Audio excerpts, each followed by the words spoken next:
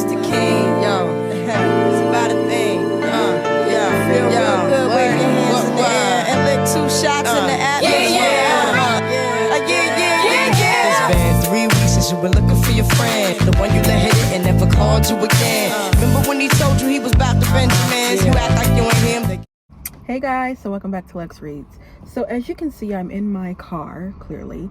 I am getting ready to go into the office. Just gotta get my bearings together. Today's Friday, so thank the Lord. But I wanted to do a reading vlog, and I wanted to do a reading vlog on this particular book and this particular author, which is Daniel Black, Don't Cry For Me. Now, this actually is on my TBR. Oh, girl.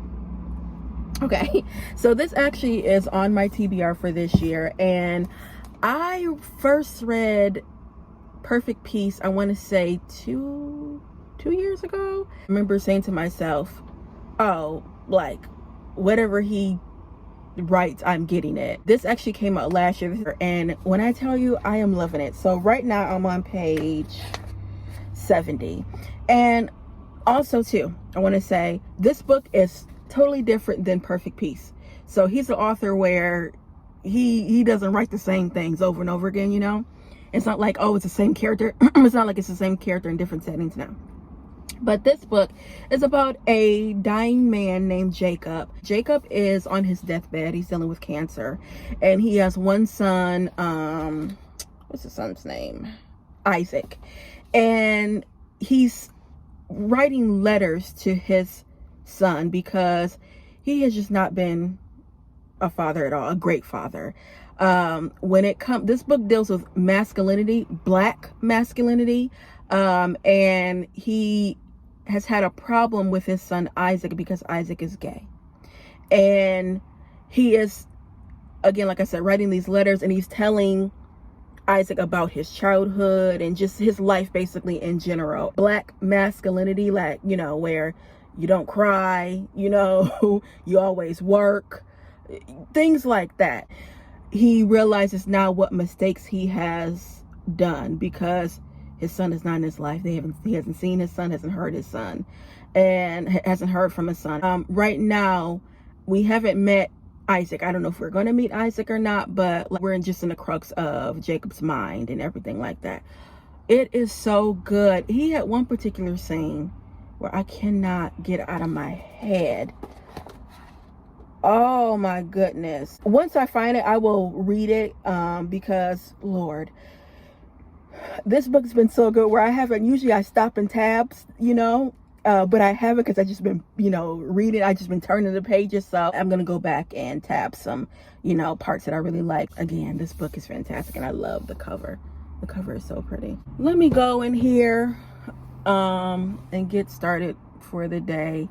Like I said, it's Friday, so I actually decided to wear something real casual. Like, I literally have jeans on and sneakers because no one's in the office today and it's Friday. So yeah.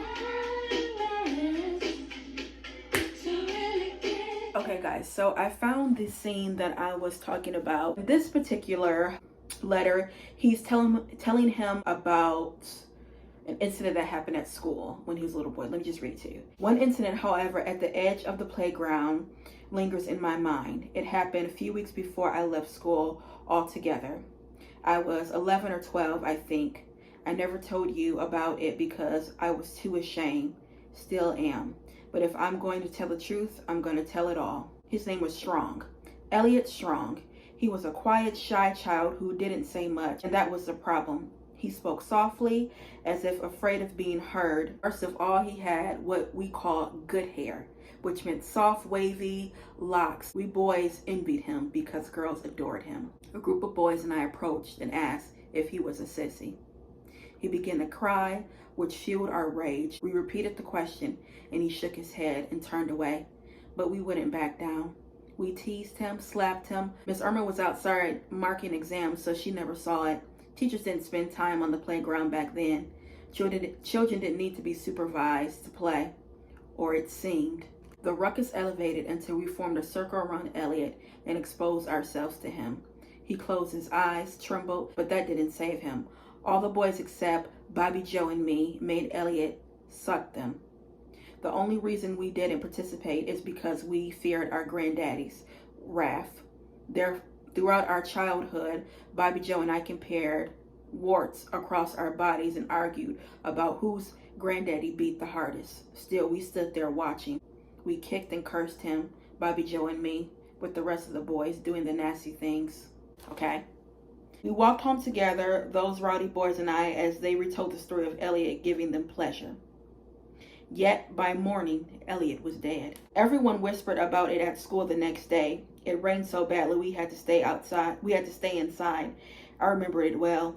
Girls cried silently while boys sat about with folded arms and downcast eyes. We boys remained tight-lipped. We never knew if perhaps one of us had feared that Elliot might tell, so he did some unforgettable thing to stop him. A few girls frowned at us, knowing that something had happened, but since they didn't know what, they never accused us. They knew we never tell, and we never did. Oh Lord, when I read that,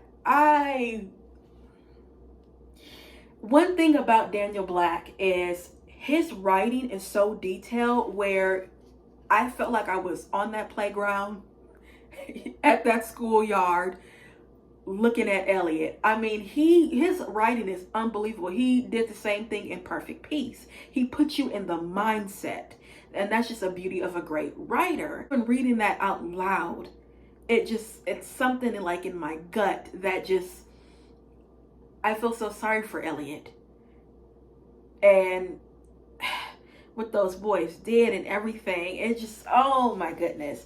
For a life like mine, there is no redemption. I wish I was old. Dying isn't so bad if a man is old, but when he's my age, 62, it's sad and pitiful. If I was 80, I could die in peace. 80 is a good dying age, but a man in his 60s, he still have his strength, his good sense. But perhaps with what I'm about to say, you will know why I did what I did. Whether you forgive me or not will be up to you. So, yeah, guys, this book, unbelievable. Yeah. If you guys notice, a lot of the books that I do in my reading vlogs are like recommend, they're mostly Black women.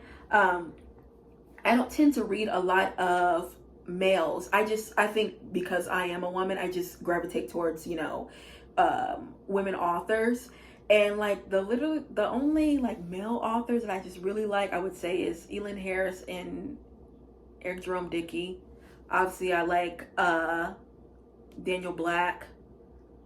Who else? Like, that's all I can really think of, because again, I don't read males, and that is one thing I want to change. I think the reason why I don't read a lot of males is because I have a problem when Black male authors write women characters, because I just sometimes, and I'm generalizing, sometimes they get it wrong, and especially when it's like I said, a Black female. Oh girl, it's some things I just do not like. And that it just turns me off, as opposed to like obviously a woman character. It's like, well, a Black woman, they know a Black woman, you know what I mean? So that's one reason why. But I gotta say, with Daniel Black, he can write, I don't mind if he writes a Black woman character, whether it's young or old, because I be forgetting that this is a male that's writing. But y'all, I'm having so much fun with this. I really am. Like I said, it's hard, but it's necessary. I'm feeling for Jacob. I really am. And like I said before, I don't know if we're going to get some insights on Isaac the son, because right now he's just telling Isaac about his life. So hopefully we do, because I want to know what his side of the story is, or if it's just going to be Jacob's side. So I actually am in a different location. I'm at my sister's house. I'm waiting for her because we are going to see today The Little Mermaid. She's already seen it twice. She saw it yesterday 2 times. So we're all going to a 7 o'clock show, but she was saying when she went yesterday, like, make sure you get there early because the concession stands were like super duper long. She had like ordered her some food, and she said she couldn't even get it because the movie had started, so she, she's got a refund. But she's like, yeah, we have to be there early. So she told me to be here at 5 o'clock. I live like an hour away from my sister. So it starts at 7, so we're probably gonna at least get there at 6. I mean, because she was like, that line was unbelievable. Because clearly this is a hot commodity. I'm so excited to see it. I'm so excited. Little Mermaid is one of my favorite Disney movies. My favorite Disney movie is probably Beauty and the Beast, because Belle is my favorite. And she's, even when I was little, she's always been. And now it's like, oh my goodness, Belle likes books. I love books. But Belle has always been my favorite. I was very disappointed when the live version came out, a couple years ago. No shade, but I'm not really a fan of Emma, what's her name? I was gonna say Emma Thompson. Ooh, no, I like Emma Thompson. Y'all know the girl. She played Hermione on Harry Potter. Emma Watson. I'm not really a fan of her. And that singing was unbelievable. And when I say unbelievable, meaning bad. Girl. Only 2 people I liked in that film was Audrey McDonald, she played like the dresser, and Angela Lansbury, who played Mrs. Potts, girl. But I was highly disappointed in that. It looks like, I mean, the reviews clearly, it's just like #1. So I'm so excited to see, the music and everything. So yes, so excited. He said, I would tell him. Oh. He's like, he sounds like George Foreman. So I got a new laptop. You guys know in my, what was it? My desk makeover, I had broke my HP laptop. Don't know how I broke it. And as y'all saw in that video, I was so distraught. But I was like, I have to get another one. And I found like an old Chromebook I had. And girl, when I got it, wasn't working well. But for me, if I do get a PC, it has to be HP. I like them better. They tend to just run longer. And they're just more efficient. I really like them. I do have a MacBook Pro, but I don't use it. It's like an older one. It's runs slowly. And yeah, so I do have one, but I just don't use it. Not like I was using my HP. At one point, I wasn't even using my laptop. I actually got that laptop when I was working at my old company, working from home, and I needed another one. So I got it, and then I literally will only use it like Monday through Friday, like on a work day when I work from home, and I won't use it any time other than that. But then when I got the iPad got me on a chokehold. iPad and the phone, it's like that's all I need. But then when I wanted to redo my desk area in this room, I'm like, oh, I'm going to use my laptop again. And then when I start using it, it breaks. So, oh, yeah. Okay. We're not going to talk about that, though. I got another one. And this one is actually better than my last one because, girl. I just cut the mess out of my finger. Oh. Okay, we're back. So this is HP Pavilion, I think. I don't be knowing, girl. I just know I wanted it to be an HP. This is how it looks. Okay, let's open it. But the good thing about this is it does like this. It's like a tablet. So I like that. But yeah, Pavilion, because it says it right here. I'm gonna have to get a case for this. That's like the #1 thing. All right, let's get rid of this, because guess what? I cannot stand this thing. This causes so many problems, it doesn't make any sense. This Acer Chromebook, I don't even know if they sell these anymore, but y'all don't get it, because I remember when I got this about 3 three or 4 years ago. When I got it, it would, when I type on it or just use it, it would just crash. Let's see, I was typing. Oh, now look, now it's gonna want to work. Oh, that's how you gonna do it. See, that's what the, see, okay. It does that, and it comes back on, and it'll literally do that the whole entire time I'm using it. Like, I'll just go back to something. See? This computer is giving me fits. So yeah, no, I don't even know. I'm done with this. Okay, one more thing I have to show you guys is this actually is touchscreen. Oh, look at this. He's so crazy. It don't make no sense. All right, yeah, I just want to show you guys this. This is awesome. Okay. Okay, so real quick, I want to show you guys some products that I've been using for the past about 3 months, or maybe even longer than that. But my hair has grown significantly. As you guys know, I got it cut. Oh, when did I get this cut? I got it cut, I want to say about maybe 2 months ago. But I have been using this Cantu shea butter. It's sulfate free cleansing cream shampoo, and this is like the new packaging that they have created. And then I have the hydrating cream conditioner. Usually I always have to get things that are like hydrating because I have a very dry scalp. So when it says hydrating, I really like to get it. So too, I am a stickler about deep conditioners. Every time I wash my hair, I deep condition it. And I have been using also the Cantu shea butter deep treatment mask, and this works, you guys. And this, I love it. I love the smell. It obviously has like that coconut smell. And you leave it on here. They say let it sit for about 30 minutes. So sometimes I will do that, but I notice sometimes I will do that if I feel like my hair just needs it. But like, at least do it for like 5 to 10 minutes, 5 minutes, and you good. The last thing I always use too is a leave-in conditioner. This is my tried and true, y'all. Okay, the Cream of Nature deep conditioner.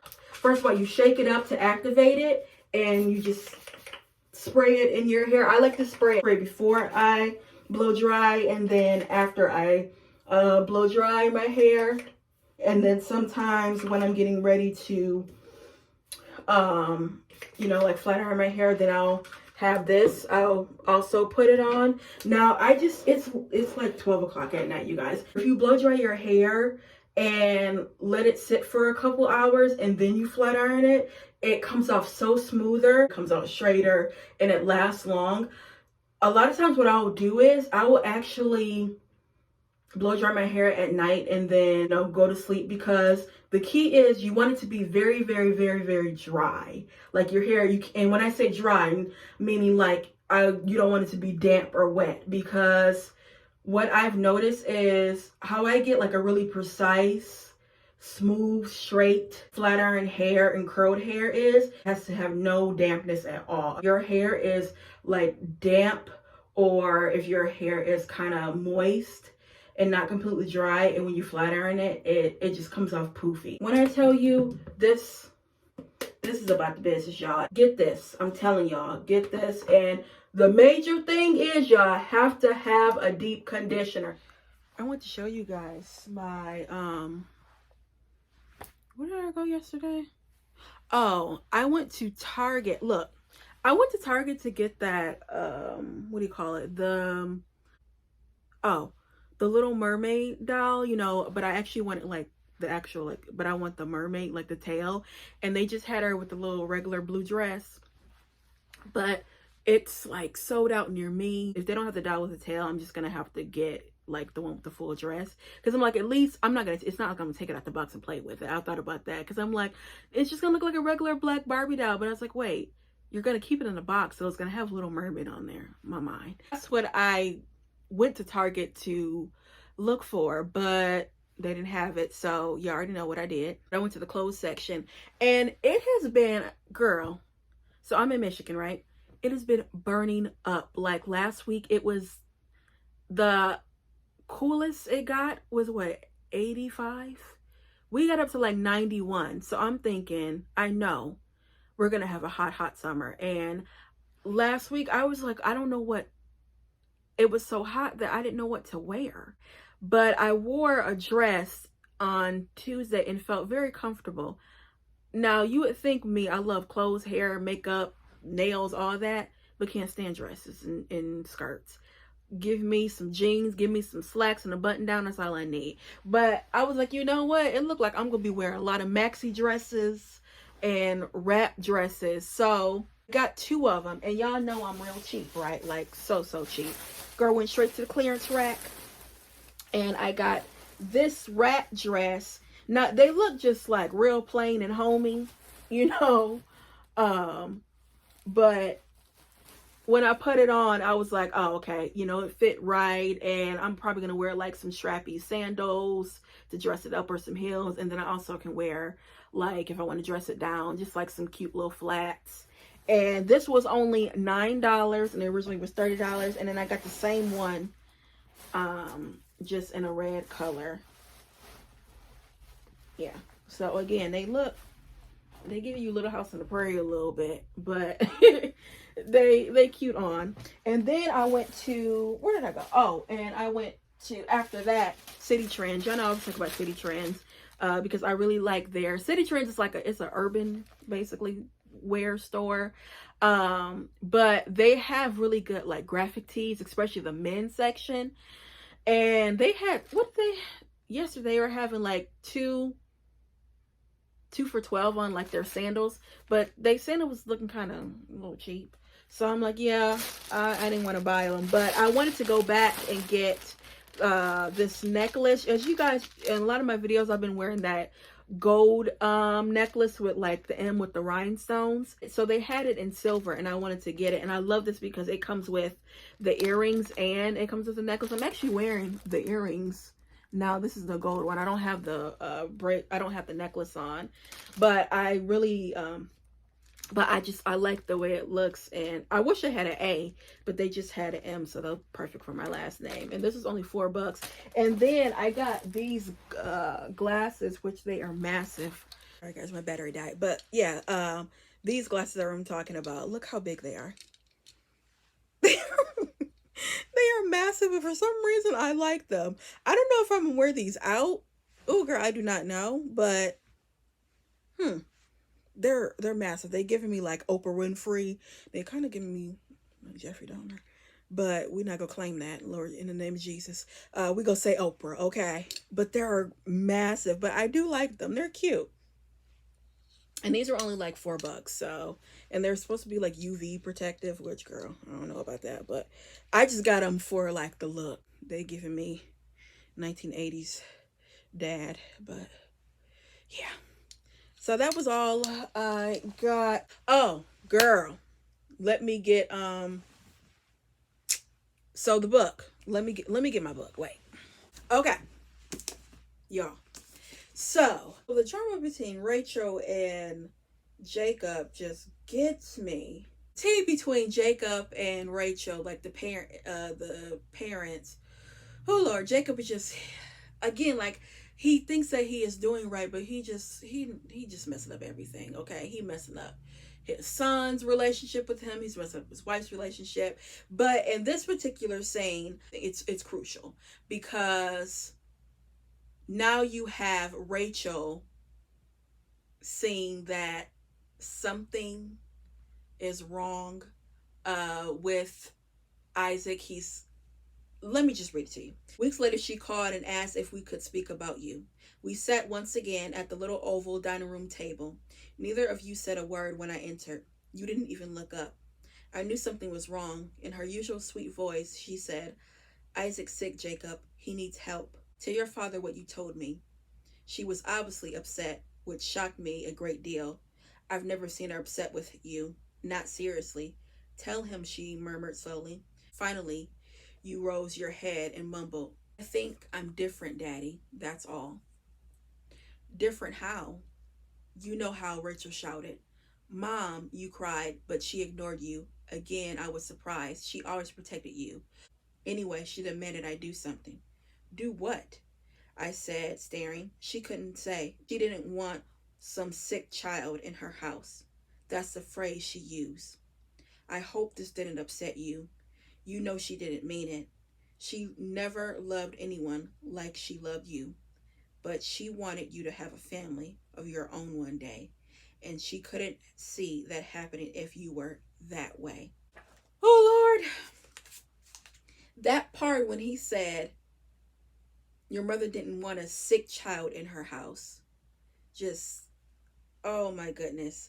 Because, like you said, Rachel, everything that Isaac did, like, it was no wrong, and she was protecting her baby. But I think from him actually telling her that, you know, he was telling her without telling her, because he didn't just say, Mom, I'm gay, or Mom, I have, you know, I have some feelings for boys. You know, he was insinuating she knew. And I think too that I think she knew in her heart that her son obviously had some, like I said, those tendencies.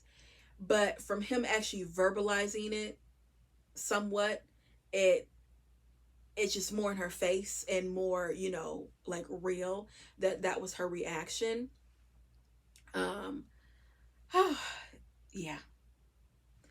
I think, you know what, and I only can speak, I mean, I'm not a man and I'm not a black man, but I do think that black men, they need to read this book. They honestly do need to read this book just to get inside the ins and outs of, you know, like, you know, your true feelings. Because again, with men in general, and I would say, and now I was, and again with men in general, you know, showing your emotions and stuff, that's like weakness. And then when you add a black man and black males in general, the way their ideologies, the way they think and all that, and I'm generalizing, it is different from any other race. You know what I mean?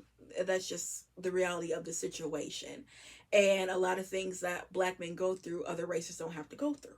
Because this book, you are getting in the mindset of a black man. You honestly are. When I'm reading this, I'm thinking I'm a black man, y'all. Like, oh my goodness, there's so much complexities, but then you somewhat understand Jacob, and then you somewhat don't understand him. It's just, I mean, it's conflicting every aspect. You know, I can't even describe it. It's undescribable. Um, yeah.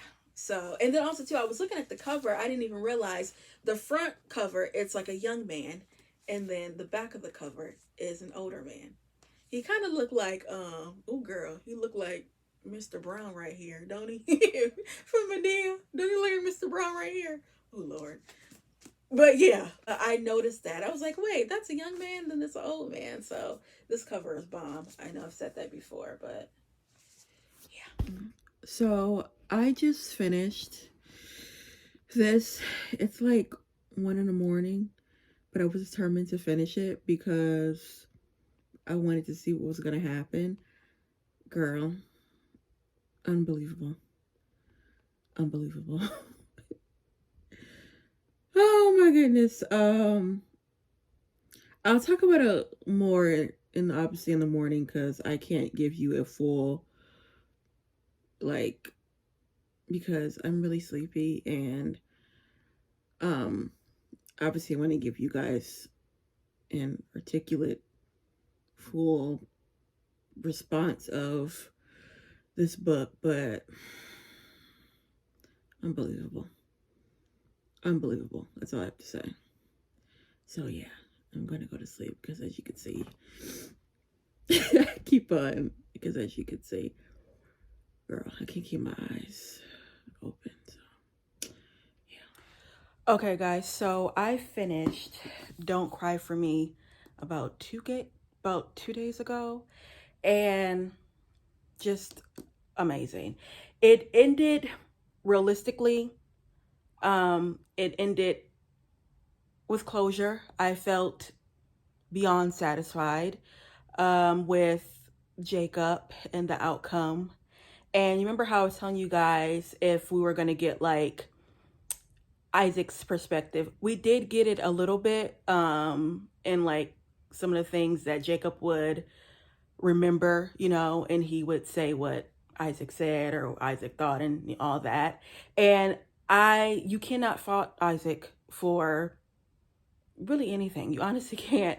But I love the fact that Jacob took responsibility. I would say I just wish that he had the courage to actually physically say it to his son. But the fact that he could say it through letters, I mean, that's like beyond growth for him, that he admitted what he did, you know, was wrong, and how just his outcome of parenting and being a father, it just wasn't right. But that's just how, but again, that's how he was raised, you know, by his granddad. His granddad was like, he did exactly what his granddad, you know, did to him. And in some cases worse, because of the fact that his son was gay and he just couldn't, you know, take that. And then again, just like the unawareness when it came to, you know, homosexuality and just sexuality in general, basically, because that's just, you know, in those times he even talked about that, you know, we didn't even talk about, you know, sex or anything like that. It was like, yeah, you didn't talk about that. How it is now, it's you girl everywhere. He has 1, 2, 3, 4, 5, 6, 7, 8 books. And Perfect Peace is what really put him on the map. That's when really people start noticing him. His books, it looks like they're set in Arkansas, but that's where he's from. But this man can write. He can tell a story. This is one of, I would say, my favorite authors by a male, because that's one thing I'm trying to incorporate more male authors, you know, in my reading. I always gravitate towards women. That's just what I do. But yeah. And then also too, I wanted to tell you guys, while I was reading this book, I also watched a movie on Prime called Uncle Frank, and it deals with a father and a son. When it comes to homosexuality, he just cannot take it. And it came out in 2020, and I just watched it, and oh my goodness, y'all, I'll put a picture up. Please watch that movie. It was so good.